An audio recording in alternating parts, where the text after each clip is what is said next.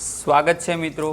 તો ધોરણ 10 વિજ્ઞાનમાં આજે આપણે પ્રકરણ 1 છે રાસાયણિક પ્રક્રિયાઓ અને સમીકરણ, એમાં આપણે પાર્ટ 2 જોવાના છીએ।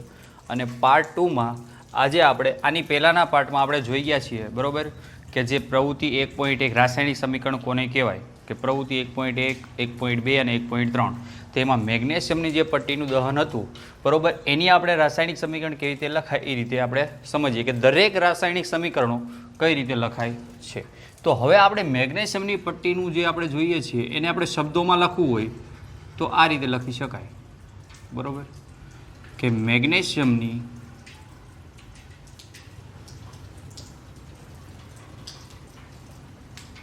પટ્ટીનું દહન, બરાબર, મેગ્નેશિયમની પટ્ટીનું દહન ઓક્સિજનની હાજરીમાં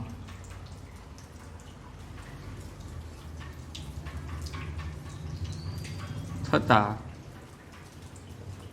મેગ્નેશિયમ ઓક્સાઇડ મળે છે। હવે આ જે છે એ આપણે શબ્દોમાં રાખ્યું છે, બરાબર। મેગ્નેશિયમ પટ્ટીનું દહન ઓક્સિજનની હાજરીમાં થતાં મેગ્નેશિયમ ઓક્સાઇડ નામનો પદાર્થ આપણને મળે છે। પરંતુ આજે આપણે રાસાયણિક સમીકરણ શું કામ દર્શાવવાની જરૂર પડે, તો આજે આપણે લખ્યું એ આપણે વાક્યમાં લખ્યું, પરંતુ આને જો સંક્ષિપ્તમાં આપણે લખવું હોય, સંક્ષિપ્તમાં સમીકરણ સ્વરૂપે આ રીતે લખાય, બરોબર। મેગ્નેશિયમ એટલે Mg, બરોબર, ઓક્સિજનની હાજરીમાં O2 અને આપણને મળે છે MgO, બરોબર, G અહીંયા થોડો સ્મોલ છે, MgO મેગ્નેશિયમ ઓક્સાઇડ, બરોબર। આ મેગ્નેશિયમ, ઓક્સિજન અને MgO, તો અહીંયા જે છે Mg અને આ O2 છે, આ બંનેને પ્રક્રિયકો કહેવાય છે। Mg અને O2 આ પ્રક્રિયકો કહે છે। તેમની વચ્ચે રાસાયણિક પ્રક્રિયા થાય છે, બરોબર, ક્લિયર થાય છે દરેકને। Mg અને O2 ટૂંકમાં જે એરાની આ બાજુ હોય એને આપણે પ્રક્રિયક કહેવાય અને એને કહેવાય છે આપણે પ્રક્રિયકો, બરોબર। આ જે બાજુ છે તે Mg અને O2 આ પ્રક્રિયકો છે, તેમની વચ્ચે રાસાયણિક પ્રક્રિયા થાય છે અને MgO છે તે શું છે, નિપજ મળે છે। MgO નિપજ છે તે રાસાયણિક પ્રક્રિયા દરમિયાન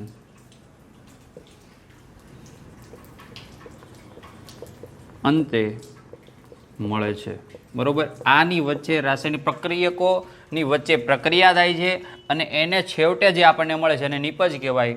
તો આને આપણે ઇનડાયરેક્ટ કહેવું હોય તો જે ડાબી બાજુ છે એને આપણે પ્રક્રિયકો કહેવાય અને જે જમણી બાજુ છે એને આપણે નિપજ કહેવાય, બરોબર।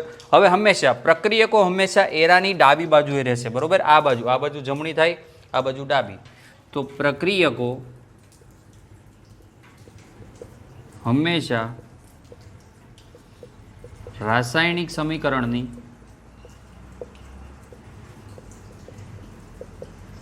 ડાબી બાજુએ હોય છે,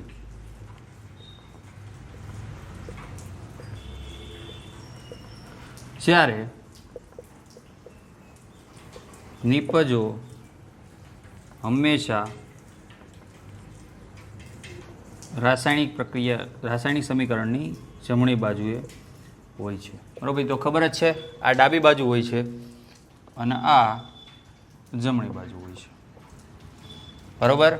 એટલું ક્લિયર થઈ ગયું। એટલે જે પણ આપણે મુદ્દા લખ્યા છે કે આ બાજુના પ્રક્રિયકો કહેવાય, એના પછીની નિપજ કહેવાય, આ બાજુને ડાબી પ્રક્રિયકોને હંમેશા ડાબી બાજુ દર્શાવાય, આને હંમેશા જમણી બાજુએ દર્શાવાય। હવે આ થઈ ગયું આપણે ડાબી અને જમણી।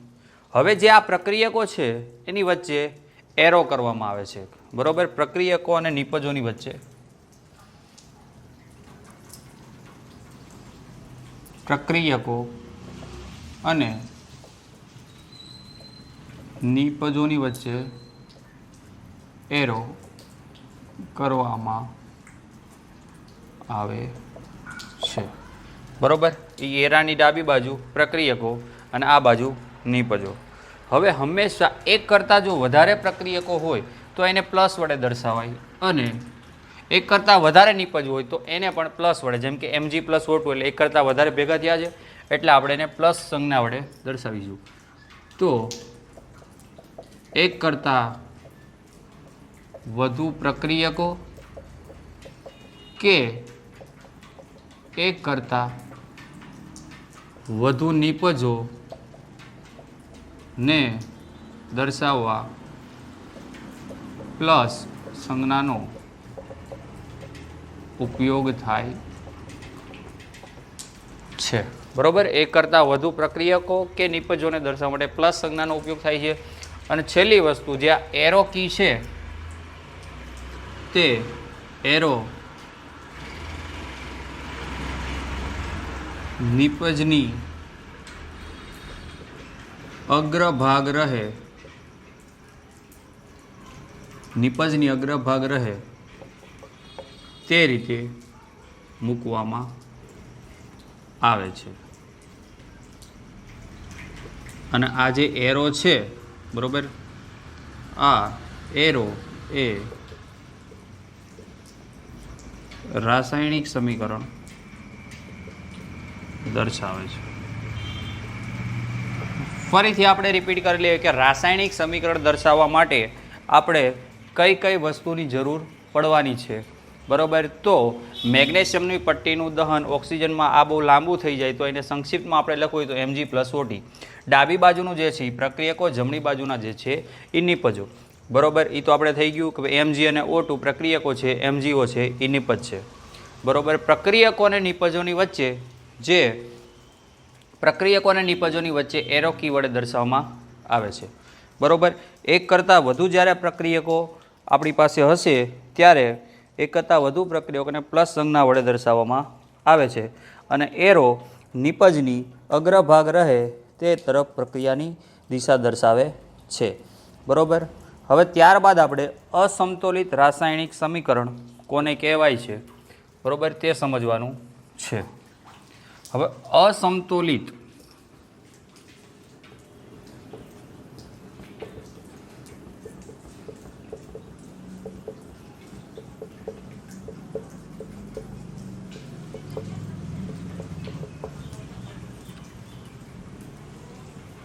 અસમતોલિત એટલે જે સમતલમાં સમતોલિત ન હોય તેવું.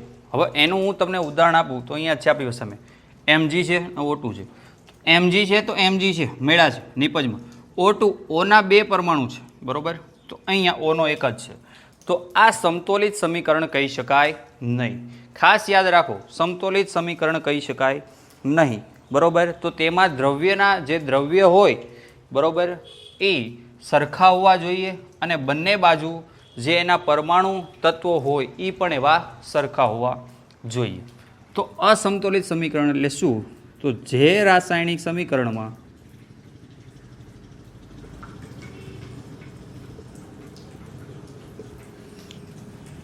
તત્વના પરમાણુની સંખ્યા સમાન ન હોય તેવા રાસાયણિક સમીકરણને અસમતોલિત, બરોબર, રાસાયણિક સમીકરણ કહે છે, બરોબર. ખાસ તો જે પણ રાસાયણિક સમીકરણમાં દરેક તત્વના જે પરમાણુની સંખ્યા સમાન ન હોય એવા રાસાયણિક સમીકરણને આપણે અસમતોલિત સમીકરણ કહીશું, બરોબર. તો હવે જે આપણે છે એનું ઉદાહરણ જોઈએ અને તેમાં શું આવે છે તે જોઈએ. દાખલા તરીકે અહીંયા જ છે આપણી પાસે ઓલરેડી, બરોબર, Mg પ્લસ O2 MgO. મેં તમને સમજાવી દીધું હતું. Mg છે, Mg છે, O બે છે, O અહીંયા એક જ છે, બે નથી. તો આ જે સમીકરણ છે એને આપણે અસમતોલિત રાસાયણિક સમીકરણ કહી શકાય. એટલે બંને બાજુ સમતલમાં નથી. તત્વોની પરમાણુ સંખ્યા પ્રક્રિયકોમાં એટલી અને એટલી જ નિપજમાં હોવી જરૂરી છે, પણ એ અહીંયા નથી. બરાબર? તો એ નથી તો અસંતુલિત સમીકરણ આને કહેવાય. હવે સમતોલિત સમીકરણમાં શું હોય કે એના જે દ્રવ્યમાન છે, દ્રવ્યમાન અને તત્વના પરમાણુની સંખ્યા સમાન હોતી નથી.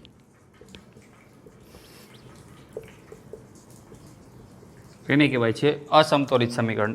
અસમતોલિત જે સમીકરણ છે એમાં દ્રવ્યમાન એટલે જેનું દળ છે અને જેના તત્વના પરમાણુ, અહીંયા કેમ O2 2 છે અને આ એ છે, તો એ માટે તો આ જે ઉપરનું જે સમીકરણ છે તો ભાઈ મેગ્નેશિયમની પટ્ટીનું દહન નું માળખાકીય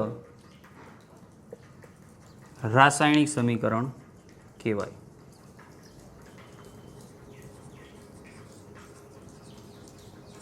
ને કંકાલ પણ કહે છે. કેમ એવું? તો કે આ ફક્ત કંકાલ સ્વરૂપ, એટલે આપણું જે શરીર હોય છે એ પ્રમાણે આ કંકાલ સ્વરૂપે છે, પરંતુ આમાં જે જીવ હોવો જોઈએ, એટલે બંને બાજુ જે બેલેન્સ હોવું જોઈએ એ બેલેન્સ આમાં નથી. બરાબર? તો એ બેલેન્સ આપણે કરવું પડશે, અને એ બેલેન્સ કરવા માટે આપણે એની આ મહત્ત્વ શું છે, બરાબર, સમતોલિત સમીકરણનું મહત્ત્વ શું છે, તો આ તો દરેકને ખબર પડી ગઈ. ડાબી બાજુ જમણી બાજુ પ્રક્રિયકો નિપજ પ્લસ એરો દર્શાવે અગ્રભાગ આ રીતે એની રાસાયણિક સમીકરણની ક્રિયા દર્શાવે છે. તો જે રાસાયણિક સમીકરણમાં કોઈ તત્વના કે દરેક તત્વના પરમાણુની સંખ્યા સમાન ન હોય તેવા રાસાયણિક સમીકરણને આપણે અસમતોલિત રાસાયણિક સમીકરણ કહે છે. દાખલા તરીકે Mg+O2. MgO દ્રવ્યમાન અને તત્વના પરમાણુની સંખ્યા સમાન હોતી નથી. મેગ્નેશિયમની પટ્ટીનું દહન માળખાકીય રાસાયણિક સમીકરણ એટલે કે કંકાલ સ્વરૂપે આને કહેવાય છે. બરાબર? તો હવે અમારે આને રસ આઉટ કરવું પડશે, એટલા માટે હું ડસ્ટર લઈ લઉં.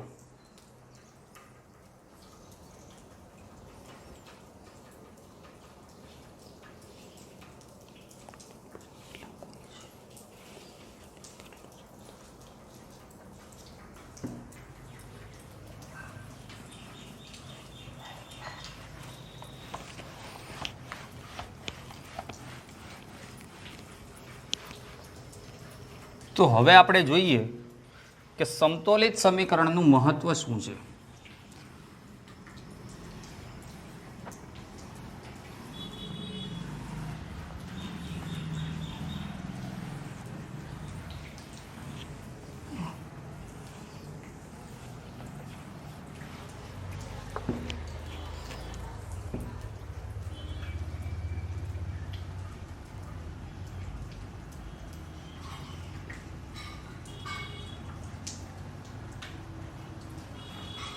સમતોલિત રાસાયણિક સમીકરણનું મહત્વ.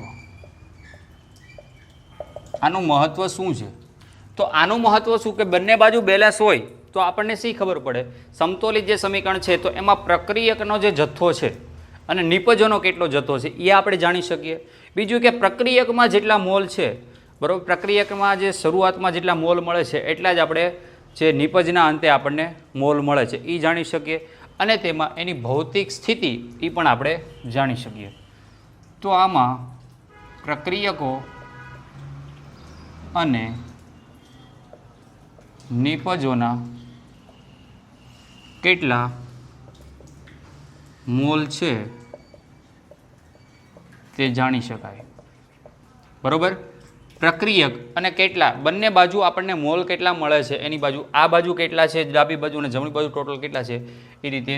તો પછી પ્રક્રિયકો અને નિપજોનો જથ્થો કેટલો છે તે જાણી શકાય. આ એના મહત્વ છે. બરાબર? બંને બાજુ મોલ કેટલા છે અને એનો જથ્થો કેટલો છે એ આપણે જાણી શકીએ. અને ત્રીજું કે બરાબર ભૌતિક સ્થિતિ, રાસાયણિક સમીકરણમાં એની ભૌતિક સ્થિતિ આપણે પણ જાણી શકાય છે. ભૌતિક સ્થિતિ એટલે સોલિડ છે, બરાબર, ઘન છે, પ્રવાહી છે, વાયુ છે, કે એ જલીય દ્રાવણમાં એને એક એક્યુ છે એને એ કહેવાય છે. એ આગળ આપણે આવે છે એ ત્યારે હું તમને કહું છું. ટૂંકમાં આમાં યાદ રાખો કે નિપજો અને પ્રક્રિયકો અને નિપજોના કેટલા મોલ છે ખાસ એ આપણે જાણી શકીએ છીએ. ત્યારબાદ આપણે પ્રક્રિયકો અને નિપજોમાં કેટલો જથ્થો છે એ જાણી શકીએ અને આપણે એની ભૌતિક પરિસ્થિતિ જાણી શકીએ છીએ. તો હવે આપણે જોઈશું કે રાસાયણિક સમીકરણને સમતોલિત કરવું શું કામ આવશ્યક છે. બરોબર, તો રાસાયણિક સમીકરણને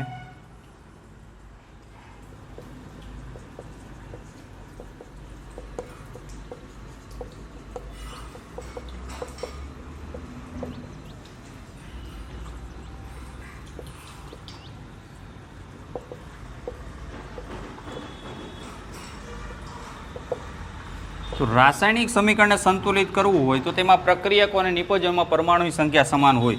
બરોબર, કે ભાઈ સમતોલિત સમીકરણમાં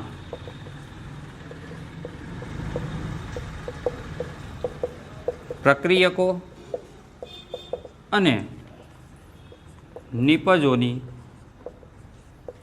પરમાણુની સંખ્યા સમાન હોય છે. આપણે દરેકને ખબર છે. અને ત્યારબાદ આપણે ઓલરેડી તમે ધોરણ 9માં ભણી ગયા છો. બરોબર, ધોરણ 9 પ્રકરણ 3 પરમાણુઓ અને અણુઓ. હવે આમાં આપણે ડાલ્ટનની એક અભિધારણા આવતી, જો કોઈને યાદ હોય તો. બરોબર, ડાલ્ટનની જે અભિધારણા આવતી હતી એમાં એવું હતું કે ડાલ્ટન જે અભિધારણામાં હતું કે દ્રવ્યનું સર્જન કે વિનાશ શક્ય નથી. બરોબર, તો અહીંયા દ્રવ્ય જે બને છે તો એને કાંઈ જે બને છે એમાંથી કાઢીને એનું સર્જન થાય.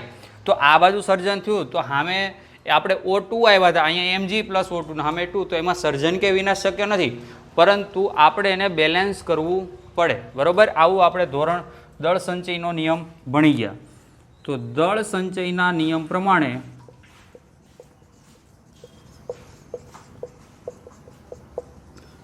પરમાણુનું, બરોબર, સર્જન કે વિનાશ શક્ય નથી. હવે પરમાણુનું સર્જન કે વિનાશ શક્ય નથી તો એટલા માટે આપણે બેલેન્સ કરવાનું ફરજિયાત થઈ જાય છે. એટલે ખાસ રાસાયણિક જે સમીકરણને આપણે સંતુલિત કરવું હોય તો આપણે એના પ્રક્રિયકો અને નિપજોના દળ છે એ સમાન રાખવા પડે અને પરમાણુની સંખ્યા છે એ પણ આપણે સમાન રાખવી પડે. બરોબર, તો અહીંયા દળ પણ સમાન રાખવા પડે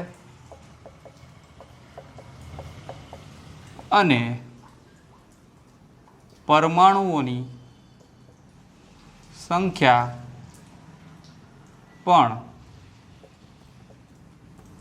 સમાન રાખવી પડે. ત્યારે જ આપણે જે સંતુલિત જે સમીકરણ છે, દળ છે એ સમાન રાખવા પડે અને પરમાણુની સંખ્યા પણ સમાન રાખવી પડે. જો આ બંને આપણે સમાન રાખી દઈએ તો આપણે જે રાસાયણિક સમીકરણ છે એનું આપણે સંતુલન બનાવી શકીએ. જેમ કે હું અહીંયા લખું છું, બરોબર, Mg+O2, આ MgO. આ જે છે એ અસમતોલિત સમીકરણ છે.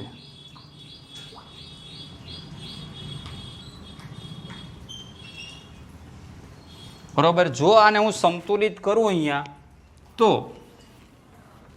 આને મારે સંતુલિત દર્શાવવું હોય તો અહીંયા Mg, ખાસ ધ્યાન રાખજો, આ O2, બરોબર, MgO. હવે અહીંયા Mg તો થઈ ગયું, પણ અહીંયા જો ઓક્સિજનના 2 છે પરમાણુ, અહીંયા ઓક્સિજનનો એક પરમાણુ છે, તો આપણે અહીંયા 2 કરવા માટે, બેલેન્સ કરવા માટે આપણે આગળ 2 લખીએ. ખાસ ધ્યાન રાખો. બરોબર, અહીંયા આપણે 2 કર્યા. હવે અહીંયા 2 ઓક્સિજન થઈ ગયા, 2 ઓક્સિજન, પણ અહીંયા આ 2 છે એ Mg ને પણ લાગે ને, ગુણાકાર છે, 2 Mg અને 2 O તો 2 થઈ ગયા. 2 Mg કરવા માટે 2 કરવા પડે. ક્લિયર થાય છે દરેકને? બરોબર, ખાસ હજી સમજો કે આવું હું શું કામ કરું છું. આપણે ઓક્સિજન O2 આ બાજુ ઓક્સિજન 2 છે તો આ બાજુ 2 કરવા માટે અહીંયા O2 આવી રીતે લખી શકાય નહીં, તો હંમેશા આપણે આગળ ગુણવું પડે. તો આ 2 છે એ Mg ને પણ લાગે અને ઓક્સિજનને પણ લાગે, બરોબર. તો 2 ઓક્સિજન થઈ ગયા, 2 ઓક્સિજન થઈ ગયા. અહીંયા આ બાજુ એક જ Mg છે, આ બાજુ 2 Mg છે, તો આને 2 વડે ગુણી દો એટલે આ થઈ ગયું આપણું સમતોલિત